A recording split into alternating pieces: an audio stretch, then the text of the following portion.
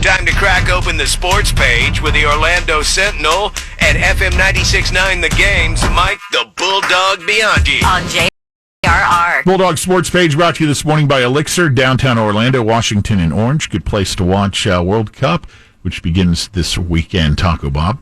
Everybody goes to Elixir to watch some World Cup. Place is a great place to go if you've never been. Delicious food, drink specials, and all that. Elixir, downtown, on the corner of Orange and Washington. Derrick Henry was the elixir that the Titans needed last night, Bulldog. No. We're going to segue into the World Cup since you guys just promoted Elixir, all right? I had such a great seg there, and it just blows it up in my face. That was a great seg, but with the World Cup starting on Sunday, how much of the planet's biggest sporting event will you watch on TV?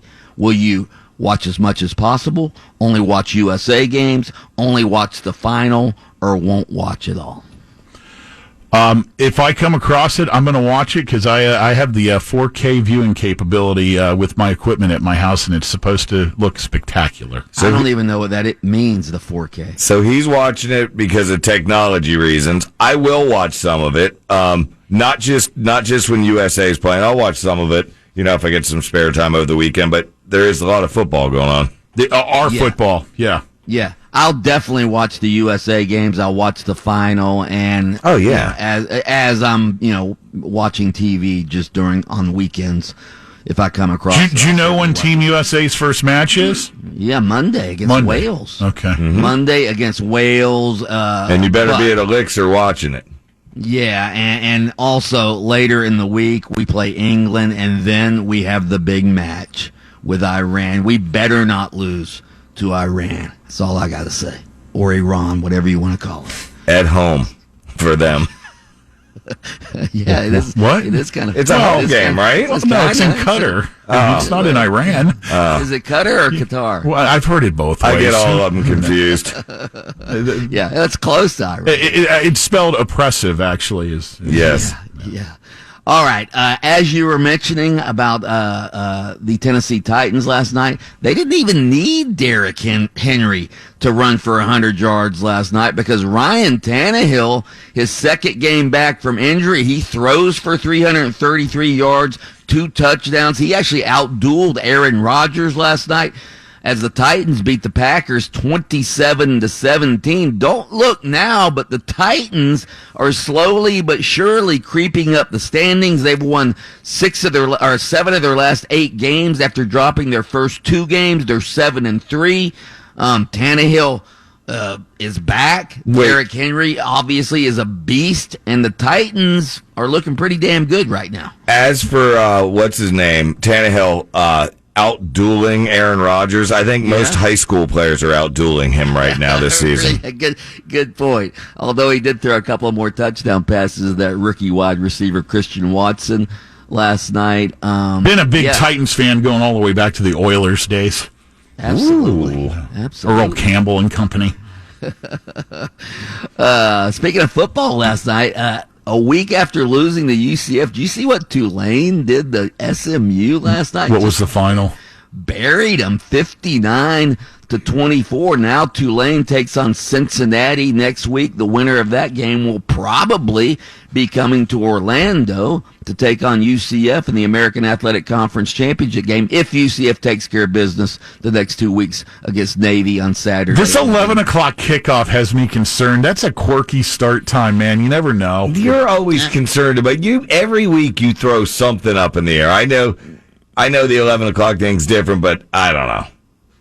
Yeah, I mean, UCF is favored I think they're favored now by 15.5. It was 17, by the way. They should win this game easily against Navy, but I get what Lynch is saying. Yeah, I mean, Navy's not a pushover. They play that weird style of offense. They gave Notre Dame all they could handle last week. They gave Notre Dame a game last week, but the way UCF handled Tulane, I just think UCF is starting to hit on all cylinders now. I think UCF wins that game easily. Let's hope. I think the 11 o'clock is just going to affect tailgaters. That's just me. Knock on wood. We'll have more on that with Mark Daniels, your counterpart there at the game. He'll be in here to huddle up and talk some more college ball later on during the show. Yeah, all the state teams are heavily favored except for Miami, which plays Clemson. Oh, they're going to get killed. Yeah, Clemson's favored by 19 in that game, but Florida's at Vanderbilt. The Gators are favored by 14. They should roll, even though Vanderbilt ended their 26-game SEC losing streak last week. FSU takes on Louisiana Lafayette. Gator coach Billy Napier's old school. FSU favored by 24 in that game. Looking at the national games, I guess the best national game is probably USC at UCLA. The two Big Ten defectors are facing off against each other. Both teams are ranked, and USC still in the college football playoff picture, so they need to beat UCLA on Saturday. Utah is at Oregon. Both those teams are ranked. Utah 10, Oregon 12. Those are really the best college games out there this weekend. So NFL, they went ahead and moved this Buffalo game to Detroit, right? Yeah, Buffalo's going to be playing in Detroit for 2 straight weeks because next week they take on the Lions on Thanksgiving. Well, who doesn't want to spend quality time in Detroit? Well, hey, if you're leaving Buffalo, I guess apples to apples. And what are conditions going to be like in Detroit? It's a dome. It's a dome. Okay. It'd be perfect. I'm asking because of fantasy football reasons, who you play and absolutely. That's going to be much better for fantasy players that the game is moved to Detroit instead of playing in a snowstorm. 100%. Buffalo. What are they expecting? Like 3 feet of snow or something? I think that may potentially even more. It said crazy lake effect snow coming in. Yeah. So other NFL games of note, all the state teams are off this weekend. Miami, Tampa Bay, Jacksonville, none of them are playing. They're on bye week. Has that happened before on the bye week? I can't remember it ever happening before. I don't think so. All 3 state teams were off. I don't even know if they keep that stat. Yeah.